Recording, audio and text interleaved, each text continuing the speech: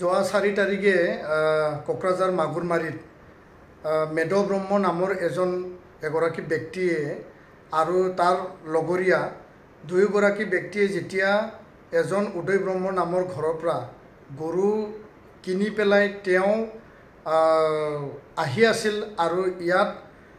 গাঁওবুঢ়াসহ তেওঁলোকে লিখিতভাৱে এই গৰুখিনি আনিছিল আৰু মাগুৰমাৰী এই ঠাইত এডল যুৱকৰ দুষ্কৃতিকাৰীয়ে তেওঁলোকে মেদ ব্ৰহ্ম আৰু তাৰ সংগীক ধৰি পেলাই তেওঁলোকক চুৰ বুলি সজাই দিন দুপৰতে চুৰ সজাই পেলাই তেওঁলোকক মাৰধৰ কৰে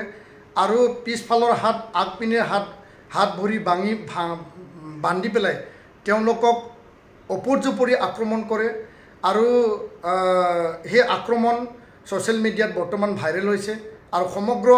অসমবাসী আৰু ভাৰতবাসীয়ে দেখিবলৈ পাইছে যে ইয়াত যি ধৰণে মব লিঞ্চিং কৰা হৈছে দিন দুপৰত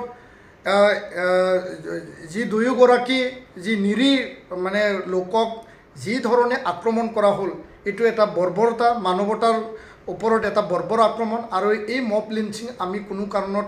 সহ্য কৰিব পৰা নাই আমি এই ঘটনাক তীব্ৰ ভাষাৰে আমি গৰিহণা দিছোঁ নিন্দা দিছোঁ আৰু লগতে কোকৰাঝাৰ জিলা আৰক্ষী প্ৰশাসন আৰু কোকৰাঝাৰ জিলা প্ৰশাসনক আমি দাবী জনাইছোঁ অতি শীঘ্ৰে ৰজত মণ্ডল নামৰ যিগৰাকী ব্যক্তিক ছ'চিয়েল মিডিয়াত গেঞ্জি পিন্ধি পেলাই হাতত লাঠি লৈ পেলাই যি ধৰণে সি বৰ্বৰভাৱে যি আক্ৰমণ কৰিছিল তাক মৰেল পুলিচিঙৰ কাৰণে কোনে অধিকাৰ দিলে আইন হাতত তুলি ল'বৰ কাৰণে কোনে অধিকাৰ দিলে সেই কথাটো মানে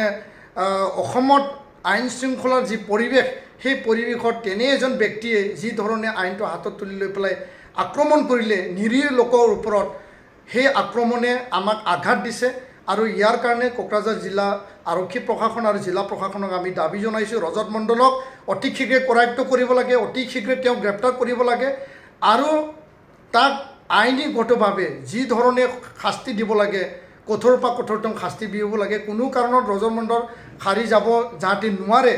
আৰু তাৰ লগত তাত 4-5জন যিসকল ব্যক্তি আছিল সেইসকল ব্যক্তিক বিচাৰি পেলাই আৰক্ষীয়ে অসমত থাকক বাহিৰত থাকক য'তে নাথাকক কিয় বিচাৰি ওলাব লাগে কাৰণ আইন হাতত তুলি ল'বৰ কাৰণে তেওঁলোকক কাকো অধিকাৰ দিয়া নাই আইনে তেওঁলোকক তেনেকুৱা অধিকাৰ মানে দায়িত্ব দিয়া নাই আৰু কোকৰাঝাৰ আৰু বড়োলেণ্ডত এই শান্তিৰ বড়োলেণ্ডত কোনোবাই তাত মব লিঞ্চিং কৰিব কোনোবাই কাকবা চুৰ সজাব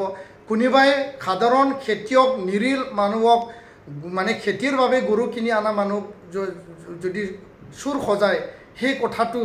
যাতে কোনো কাৰণত ভৱিষ্যতে এনেকুৱা নহয় তাৰ কাৰণে আমি সকীয়াই দিছোঁ আৰু শান্তিৰ এই বড়োলেণ্ডত কোনোবাই যদি অশান্তি কৰিব বিচাৰিছে